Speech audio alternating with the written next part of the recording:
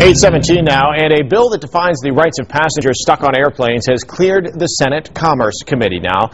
The measure included in the FAA reauthorization bill. It is being fought by air carriers, though, who say it will likely lead to more delays, more cancellations, and maybe more costs for customers. But our next guest says there's no excuse for airlines to keep passengers stuck on the ground for hours at a time.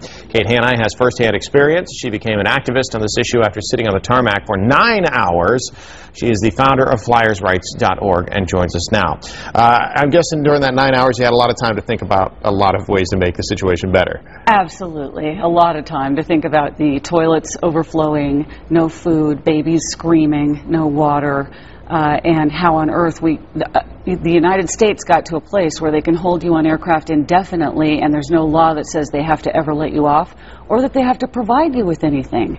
And imagine being stuck in a middle seat for 13 hours on an MD-80 with no resources. Your phone dies, you can't communicate with the outside world, and you're literally being treated like cargo, not like human beings. So you've helped to lead this fight to get this into the Senate, which yes. It passed a committee as part of a Flyers Bill of Rights. What's included in this Bill of Rights? What would make, if this passes, things easier for passengers? Well, that's the really good news. When I got the bill, there's actually more than just our language in it for passengers. We have our language, which says they have to give you optional deplanement at 3 hours, is in there, and essential needs. The whole time you're on the tarmac, you'll have access to water, food, hygienic toilets, trash receptacles being emptied, and temperature control inside the airplane. So they can't turn the engine off and let you sit there and sweat.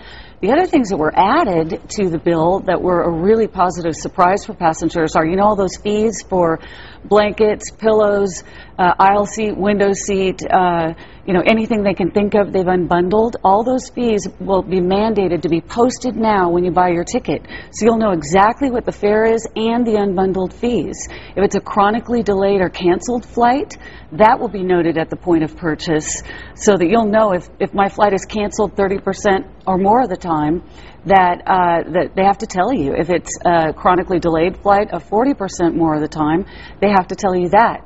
There's going to be an advisory committee created specifically for consumer issues and airline passengers' rights. I hope I end up being the chairman of that advisory committee.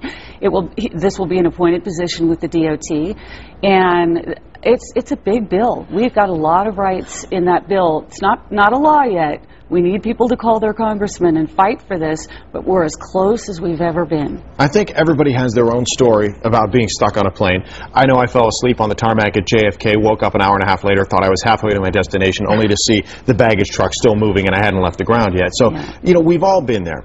And the argument for passengers is, of course, we don't want to be inconvenienced. The airlines now, though, saying if they're forced to do this by law, you run the risk of having flights canceled, you have the risk of, they're going as far as saying, you know, it may push people to take off in bad weather just to get off the ground so they don't have to follow this legislation.